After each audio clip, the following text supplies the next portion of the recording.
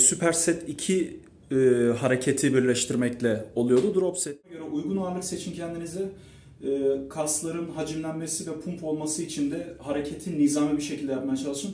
Kaslara şekil vermek, çizmek, işte aralarını açmak şeklinde yorumlayın. Daha doğrusu sıradaki teknik drop set.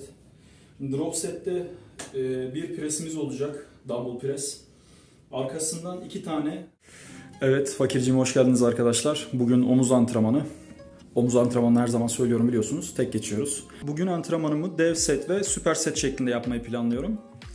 Süper seti biliyoruz. 2 değişik hareketi dinlenmeden birleştirmeye deniyordu. Dev sette 3, 4, 5 ve üzeri hareketleri, değişik hareketleri dinlenmeden arka arkaya yapmaya deniyor.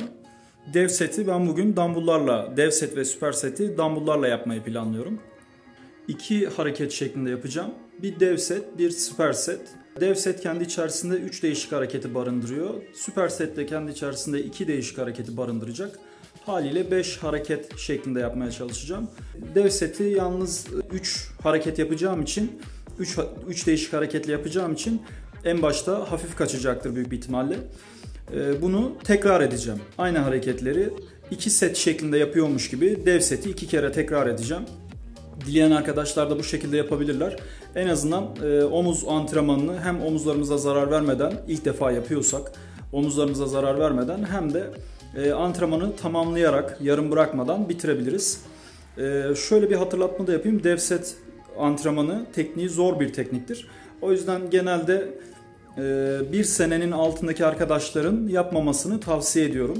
Yine de denemek istiyoruz, yapmak istiyoruz diyorsanız çok hafif ağırlıklar seçerek, aynı zamanda da tekrar sayılarını biraz düşük tutarak dikkatli bir şekilde yapıp hareketi öğrenebilirsiniz siz de.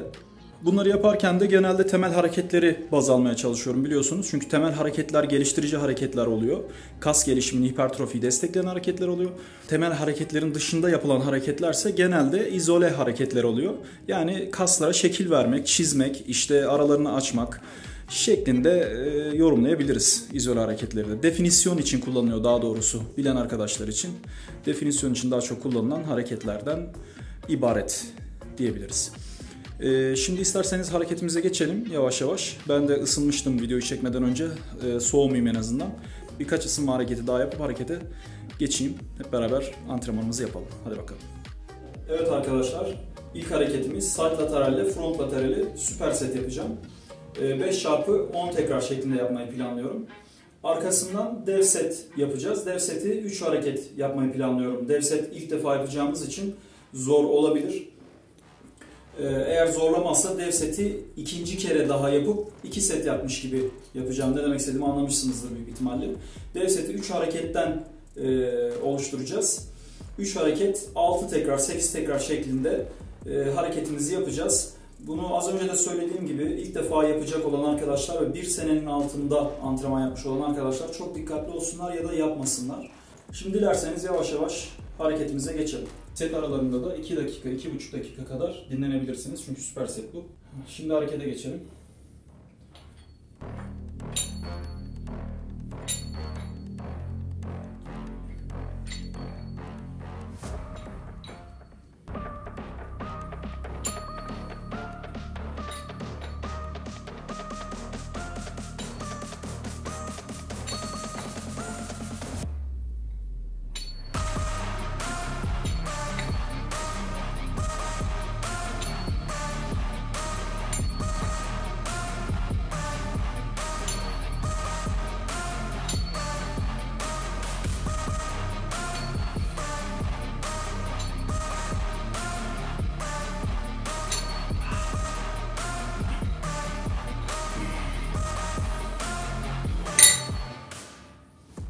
Şimdi arkadaşlar sıradaki hareketimiz drop set.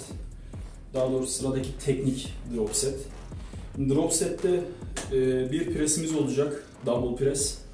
Arkasından 2 tane açışımız olacak, front şeklinde. Birinci açışımız ön tarafa doğru, avuç içleri yukarı paralel, ön omuz için.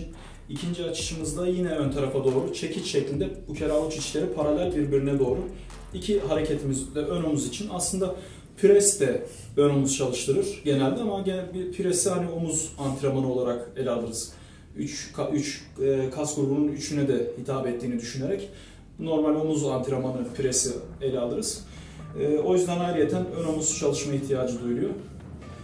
Dediğim gibi bir tane pres hareketi yapacağız, 2 tane de öne açış front hareketi yapacağız. Drop setimizi de bitireceğiz. Üçlü drop set yapacağız bunu. İlk hareketimiz ikili normal süper setti. İkinci hareketimiz üçlü drop set ve omuz antrenmanımızı bitiriyoruz. İsteyen arkadaşlar şırak hareketini ekleyebilirler. Omuz, trapez, üst trapez hareketini ekleyebilirler antrenmanlarına. Yani banyomen şeklinde de deniyor spor salonlarında. Dumbbell'larla şu hareketi yaparak üst trapezlerini geliştirmeyi hedefleyebilirler. Hadi bakalım harekete geçelim. Hareketimizin tekrar sayıları her hareket, yani drop set oluşturan 3 ayrı hareketinde her tekrarı 6 şeklinde olacak. Set tekrarları 6. 3, 6, 18 şeklinde yapacağız. Drop seti bitireceğiz. Normal şartlarda drop set tekli olarak yapılıyor.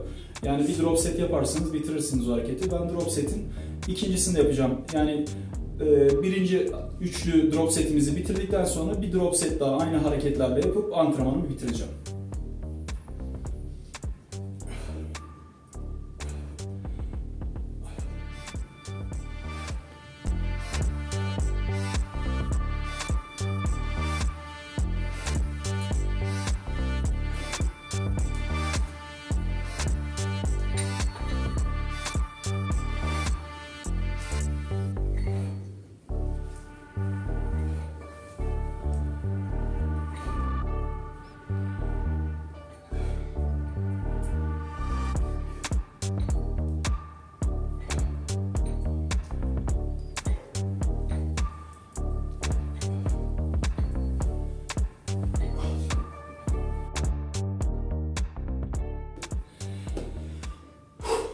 Evet arkadaşlar, drop seti bitirdik. Ben bunu bir kere daha tekrar edeceğim. Drop setimi, antrenmanımı bu şekilde bitireceğim.